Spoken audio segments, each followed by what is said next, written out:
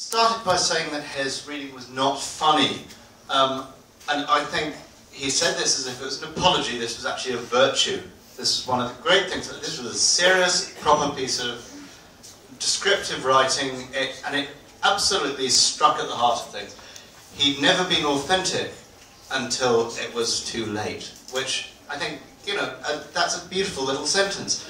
And what here was described was the business of suddenly, you know, wham bam falling in love. And I thought he described brilliantly the sort of, you know, alliteratively, lips on lip, hip on hip. That was, you know, that's a bit of rhyme. That's a bit of, you know, that's some sound effects working for the prose stylist.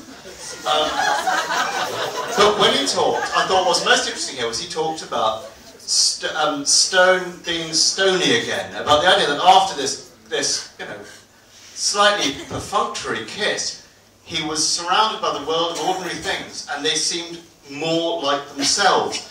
And this actually has a great literary pedigree. This is talking about quiddity, about the thinginess of things. And I've scribbled a couple of notes. The weirdo German philosopher Immanuel Kant talked about the Dinganzig, which is talking about the way that the world stands into being. For you kind of barbarians, that's essentially, that's like when you're really, really caned and you suddenly go, look at this carpet, it's like the most carpety carpet I've ever seen in my life.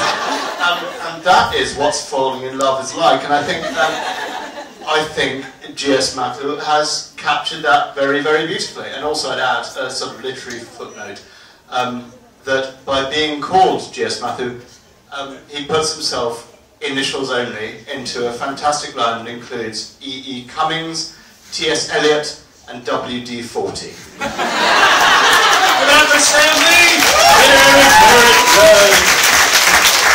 And now what does it continue? Well, visually, I've got to say, the band came up to the mic. It looked like this was the very first time. Not only had he been in front of a microphone, maybe the first time he'd been in London. Yeah. I know. No, we're getting a vote now. We're getting a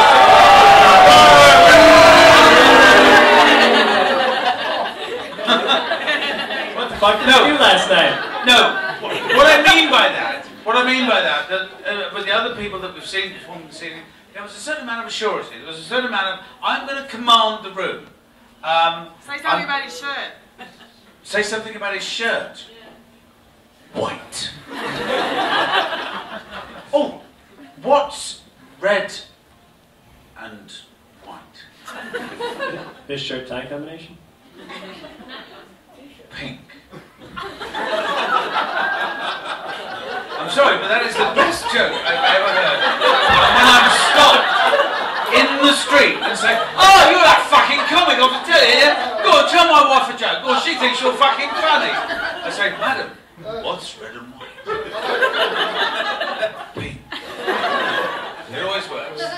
Then he hits me, usually on the back of the head, because I've moved on. Anyway, getting back to GSM, as we like to call it. Nothing modified about that. It was great. It was authentic. Suddenly, we'd gone from a whole bunch of people and just listen. And could somebody tell me where I left my jacket? It's got my car keys here. It's got my phone. Fuck it out. So hopefully we'll find the jacket later. Apart from that, I spent the second half of his story trying to work out what the initials were. GS. Anyone got any ideas? I do. Only one man has an idea. George Sanders Mattu. Are we close? So there you have it. I mean, we've got Julie being very feisty and full on, loads of characters. She's got to be in the next series of The Archers, with all those accents. And we've got GS Mattu. You know, we want to all take him home, love him, and squeeze every breath out of his body. Give it up for the Rowland Rivron, but now we're going to go to Simon Hickson. Rowland has lost a strip. And now finally, give it up! That's the last time we'll hear from him, so let's applaud. And now finally, intangible Jay. Well, I'm going to be very brief, as you were, which I liked. I thought it was great that you did, it was like, what, 4 minutes and what? 4:32.1. And you tell everyone you've got up to 7 minutes, and you did just what you wanted to do, and that was fantastic. I thought. I'm not going to I know I'm meant to be funny and intangibles and all that, but basically everything I thought was a mix of Roland's jokes, which I liked, and then I loved Sam just saying about the thinginess of things, and I can't even begin to be as philosophical as that, but I did love that, and I know exactly what Sam means, and I thought it was lovely, and I thought it was great, and I like not knowing what GS is, although I'm sure I could find out. I'm not bothered, I don't need to know.